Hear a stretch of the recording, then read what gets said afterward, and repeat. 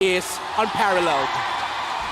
Man, as we get loaded up here, I think we're still going to take a look possibly at the comparisons of these drafts, but you got to admire that right there.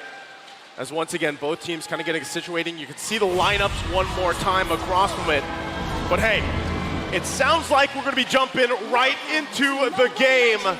And it starts off here, game number 1 in the best of 5, knockouts 2, between GEEK Fam from Indonesia and BLACKLIST International from the Philippines.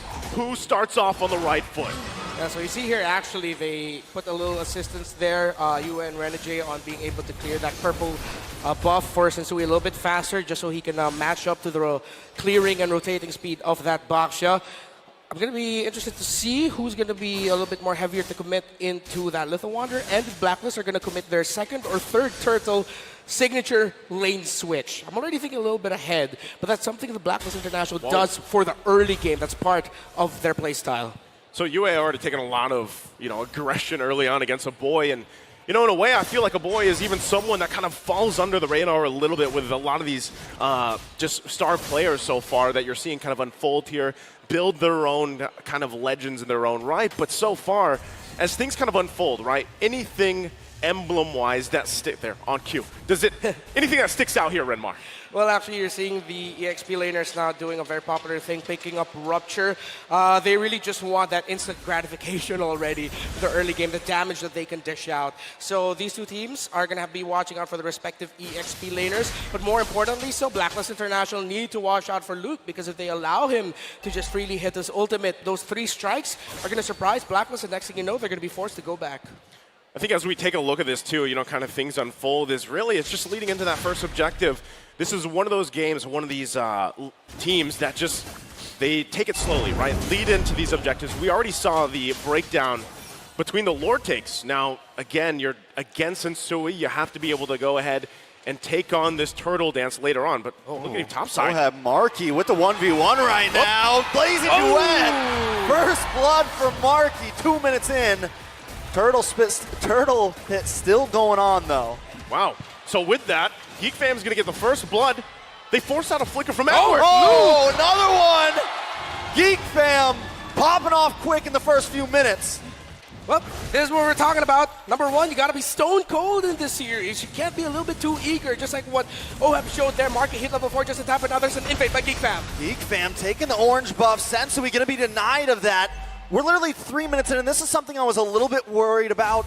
BLACKLIST does have a very soft mid-side for the laning phase. GEEK Fam are going to be able to punish that if they want to. Yeah, you mentioned it, the key thing, that very squishy, double mage or support style of roam and mid duo. When you're up against a Valentina and or Ruby, you saw there actually in the bottom lane, in the EXP lane of Edward, how a simple 3-man rotation by GEEK Fam sent BLACKLIST International back, forced Sensui to reset the turtle, and the fact that Oheb lost the 1v1 to Marky, now going all the way back to what happened in the bottom lane, BLACKLIST just had to give up control of that turtle, and they couldn't contest, but that also meant they were susceptible to getting invaded, because GEEK Fam are confident to do that with the turtle shield buff. This is crazy, right? GEEK Fam, they're playing at a different tempo than what we've seen at least previously. So even a boy with this, he's going to be fine. He has the heart guard himself here to work around. Takes a couple shots, but this lead so far that GEEK Fam has garnered themselves is going to transition really well. You see Marky already picking up the DHS. Niall going to go into the hunt right now. Okay. Oheb up against Marky once again. Heart guard comes just in the nick of time, but GEEK Fam are not done yet. They're going to push under the tower. Bloisky with the I'm offended, and Oheb goes down. It's 3-0, 4 minutes in. GEEK Fam controlling the game. And now GEEK Fam with a great understanding of the priorities of BLACKLIST International in the map. 4th minute, 4-man gank onto the top side to get another kill onto Oheb. And right now, for our international viewers, you're seeing the reason as to why Marky has been hailed as the gold standard. He has been the mentor for gold laners in the Philippines. I thought Bloisky stole that for a second. He tried. Yeah. They're just going to keep putting the pressure, right? Now, this is going to be most likely Turtle once again going to the hands of GEEK Fam. They have this lead. Luke's feeling pretty good, and they'll take it. So another objective taken. So where does BLACKLIST International start to put the pressure on, knowing that now they've given up these 2 objectives? They're playing at this tune of GEEK Fam. What do they focus on here, Renmar? At some point, they're going to have to call for a switch or maybe just give up one turtle and just gank a lane altogether, maybe 4 or 5-man dive alongside OHEB to give him a little bit of a lead already. Because right now, GEEK Fam are just controlling every turtle or wherever Luke is. Again, the difference between the Lapu Lapu Arlot matchup, the XP lane right now, for GEEK Fam is just a little bit more, how do we say this, proactive around the map. And it's really affecting the turtle or objective focused playstyle of Blacklist International. You know, normally I would say that this isn't the end of the world for Blacklist. Oh, yeah. But the thing is one of the things that GEEK Fam has done, it's not like they got 3 of these kills onto Sensui or the Roamer Renijay. They get 2 of them onto OHEB, which is huge for GEEK Fam. Blacklist might try to get another one here. They're going to try to work on this tier 3 on the top side. OHEB will get caught. Heartguard comes in terrified, and he's taken out. Renijay forced to back off, and GEEK Fam take the first tower of the game. So that's tough. You know, you were just talking about OHEB, how he had those 2 deaths. Now he's got 3. He's kind of just shut down right now in this lane. So this is what it transitions to, right? You have to be able to build back up. It's good that UA got that purple, but you know, with that, again, your gold lane is struggling. Look at the deficit here between the gold lane. Yeah, now Blacklist International are definitely going to be playing into the late game. Marky honestly just has free reign here, but you got to appreciate here the gusto of OHEB and the trust that he has into UA to supply his lane with Star Shatters when needed to get a little bit more damage onto Marky. So that's a glowing sign for Blacklist International that OHEB, it doesn't seem like he's changed up his aggression. Maybe he can be a little bit more careful, but it's a good sign that he's not giving up. He's not just taking it all in. He's doing everything that he can to find a way to turn it around single-handedly. So this is what we're getting now. What we talked about earlier, Blacklist with a 4-man gank, as GEEK Fam are going to be committing 2 onto the turtle. Okay, so again, focusing it. Yeah, that's another turtle. Going to the hands of GEEK Fam here, 3 for 3, furthering the gold lead, 3.5K ahead now. So once again, you're 7 minutes in. You got to build something up before that first Lord comes up if you're Blacklist International.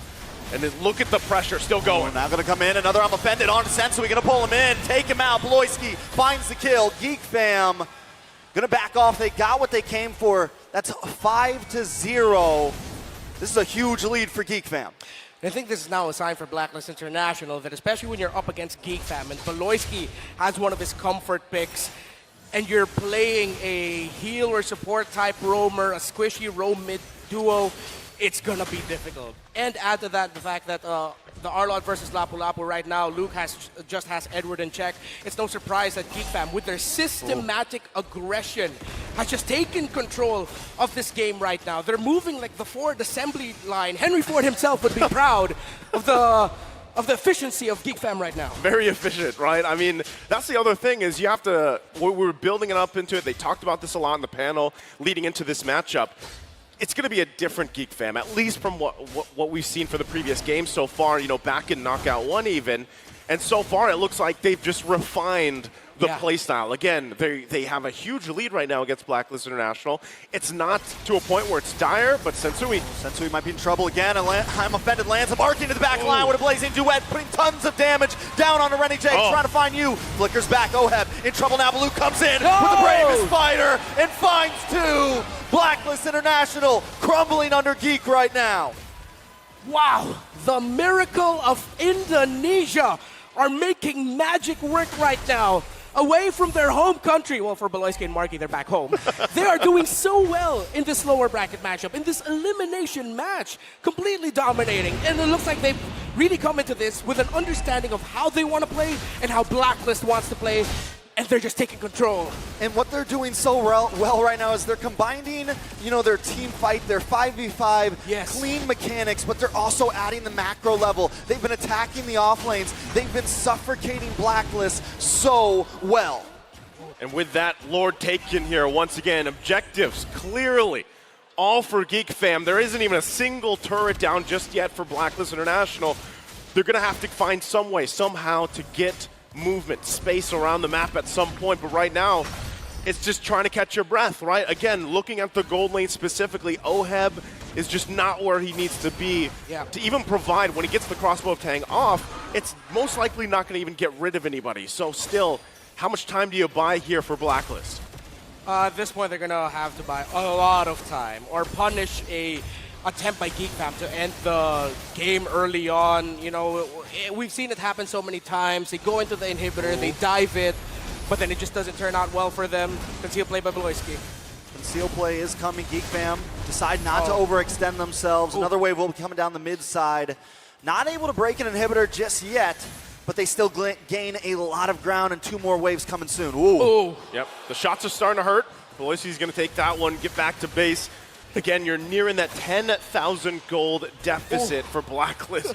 Bloisky. Too close. Still playing with danger here, right? Yeah. Also, big item pickups here. Oh boy, just got the Divine Glaive, as if he's not already doing enough damage. Yeah. You can see it, right? But there is a struggle here. And the fact, too, that OHAB is on the 2nd of damage received, it's been a tough time for the gold lane for Blacklist.